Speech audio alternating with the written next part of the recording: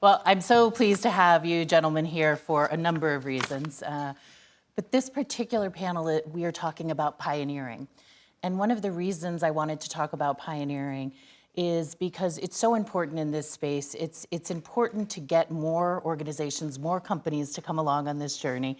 And you too have been real pioneers. The Shared Value Initiative, in terms of actually creating a mindset among companies that they can deliver social good while still making a profit.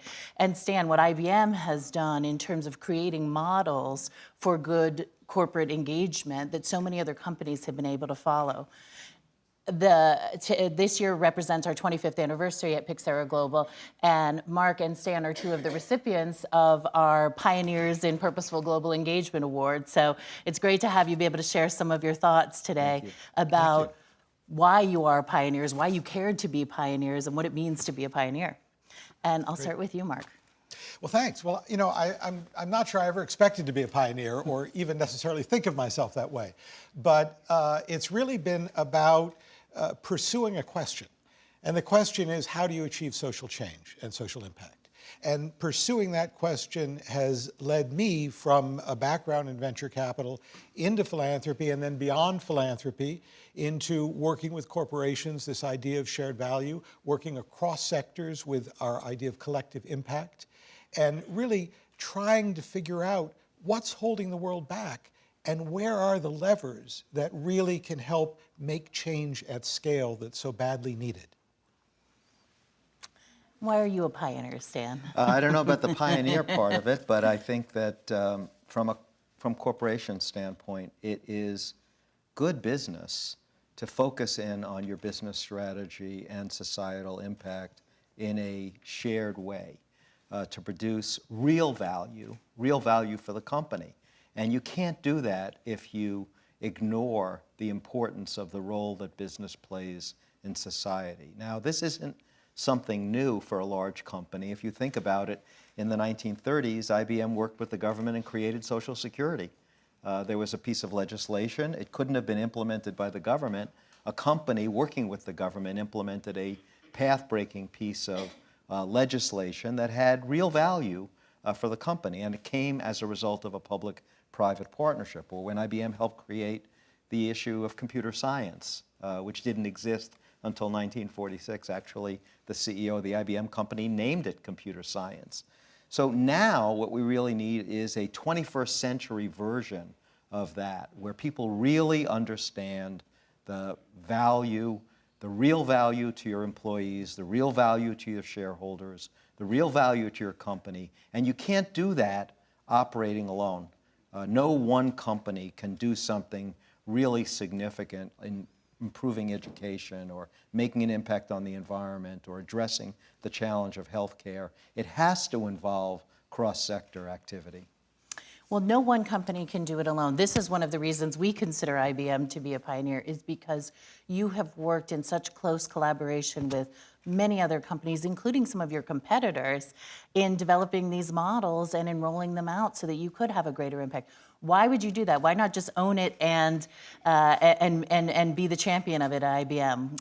Well, look, I mean, from a branding standpoint, there are certain things that you will want to own. You know, we'll use the Watson technology and improve cancer diagnostics and treatment. And that will be something that IBM will do. Significant, important.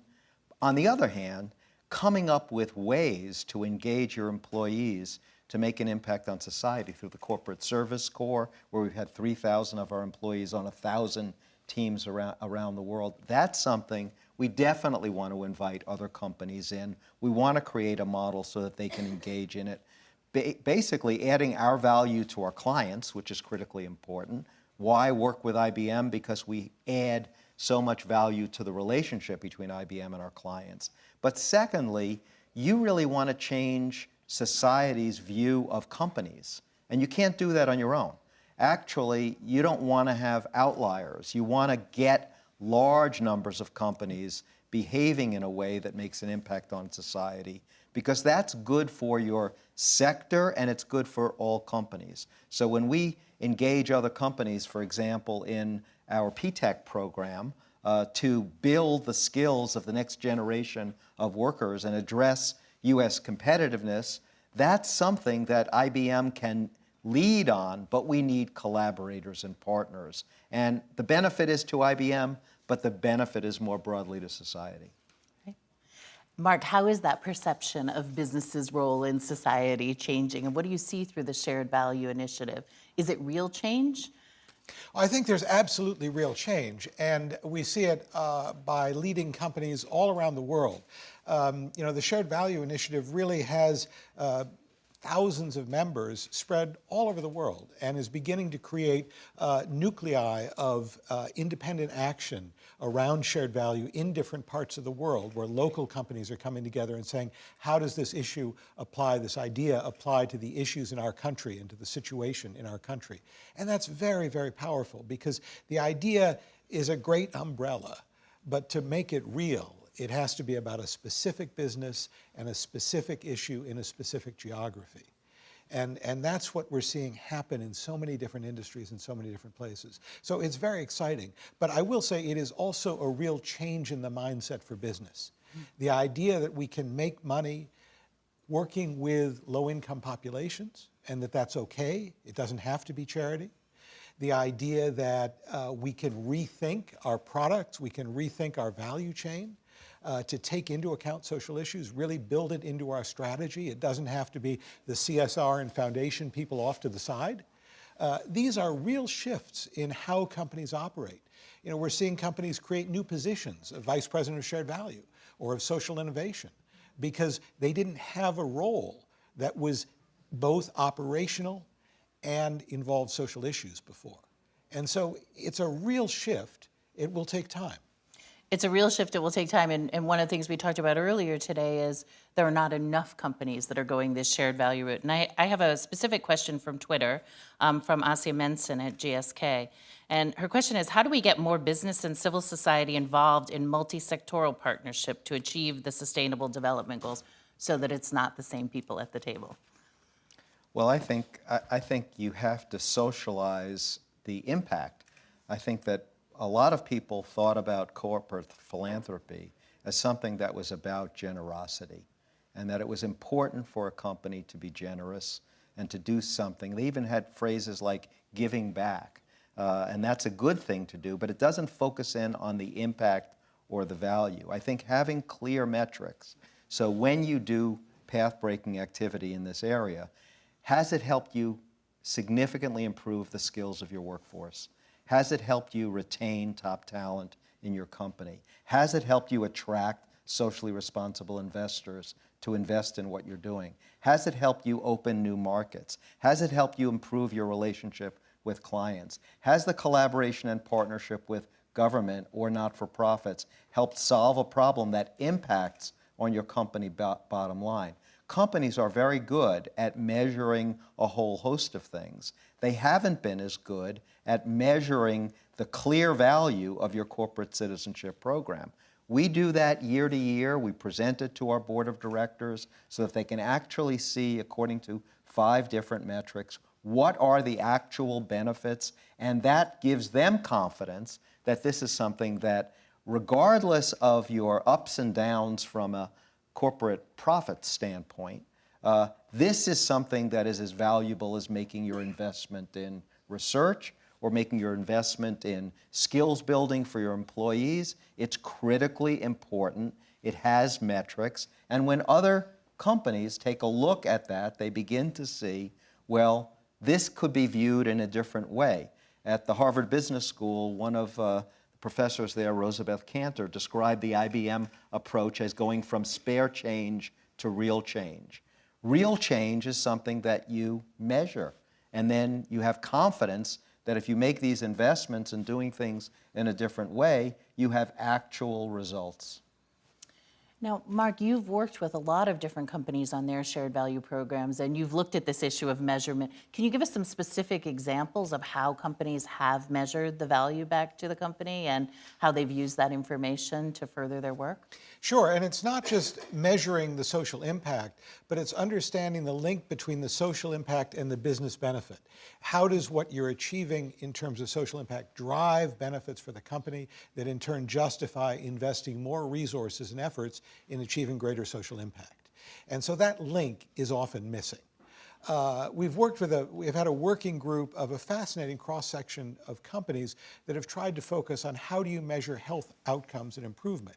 And it's the obvious people like pharmaceutical companies and medical device companies, but it's also Verizon, who sees that using mobile technology is increasingly important in healthcare. It is software companies. It is a whole host of companies that see new business opportunities in solving health problems.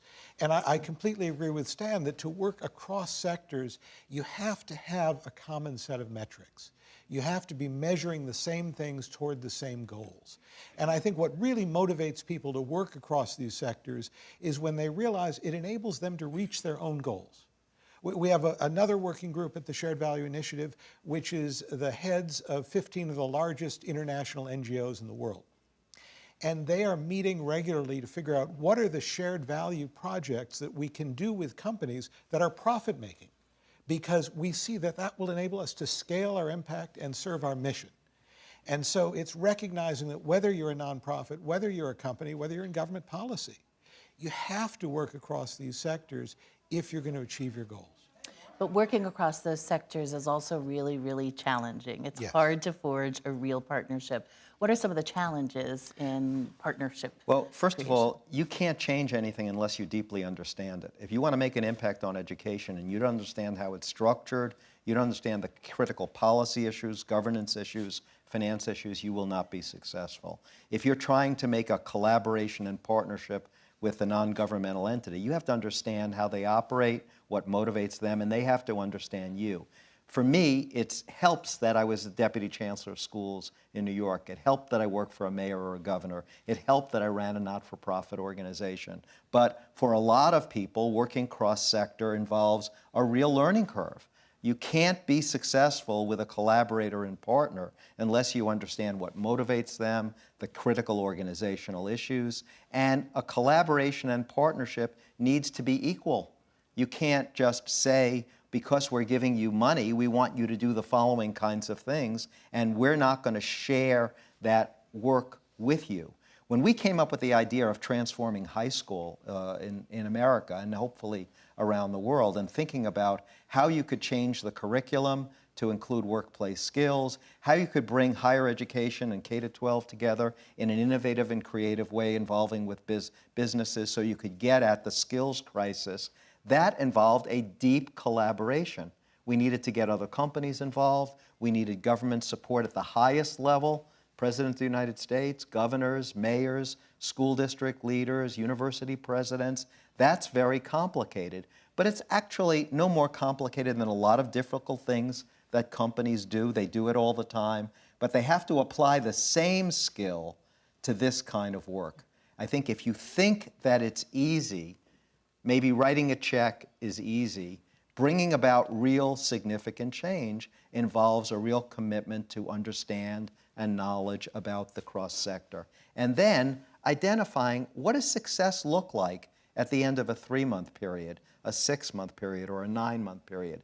Don't wait for the end to determine whether or not you've got results, and don't wait for the end to find out whether or not the thing that you're trying to do is actually scalable or sustainable. There have been a lot of examples of people who have done one great school somewhere, and then it never goes to scale. And why is that? Because the scale-up strategy should have been part of the initiation strategy. So all of these things are things that businesses do in their day-to-day work about building their company. They have to apply the same kind of determined knowledge to the kinds of things that we're talking about in terms of cross-sector. And from the standpoint of government and not-for-profits, you have to see business as a real partner, not somebody with a deep pocket, not somebody who doesn't know anything about the issues that you're involved with. You've got to be able to do the same kind of understanding about how to motivate cross-sector. And that's how you get the real benefit. That's how you get the triple value.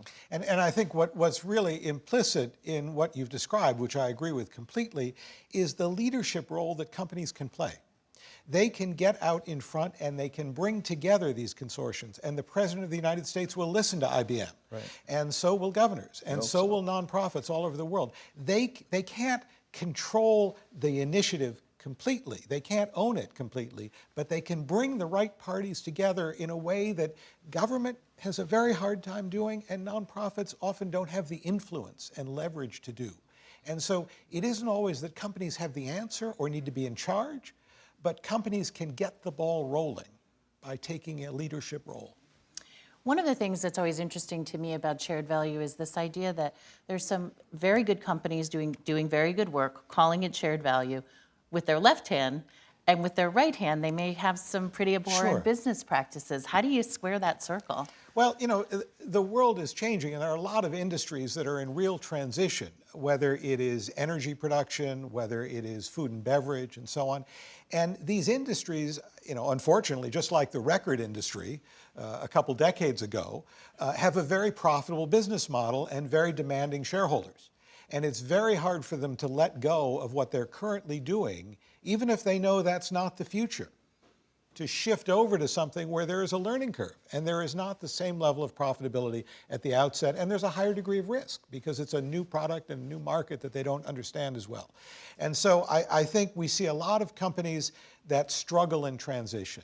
And again, part of it is the leadership. It takes a leader with a very strong vision to help a company make that move. And part of it, unfortunately, is not going too fast so that you leave your shareholders behind, or rather they kick you out, which is the more likely outcome. So it is managing that process. And I have to say, one of the differences that the Shared Value Initiative, I think, has in perspective from a lot of the older business and society organizations is we're not looking to say, is business good or evil? Is this a good company or a bad company? We're looking to say this company has a set of resources that can be very powerful for social change, and there are a set of social issues that matter to the success of that business. And what we want to do is unleash the power of that company to find business opportunities in solving social problems. And yes, every major company has something they're doing wrong somewhere in the world, I'm quite sure. Except for IBM. Except IBM. Well, I would argue that the things that you're doing wrong are not in the business interest of the company, that they may Long-term. appeared to be in the interest in the short term. Right. So take an example of, IBM opened the first integrated manufacturing plant in the United States below the Mason-Dixon line. At that point, companies were segregated. They thought that was in their interest. That's what government wanted. That's what they did. IBM broke that by opening up what became Lexmark Computers in Lexington, Kentucky, the first integrated manufacturing plant, before there was a Civil Rights Act. Integrated the schools in Lexington, Kentucky. That was a risky move on the part of a business. On the other hand, it paid benefits to the company from an economic standpoint, being able to demonstrate its values, and there were a whole host of activities that took place that actually benefited IBM as a result of that, in terms of a variety of different benefits for your employees.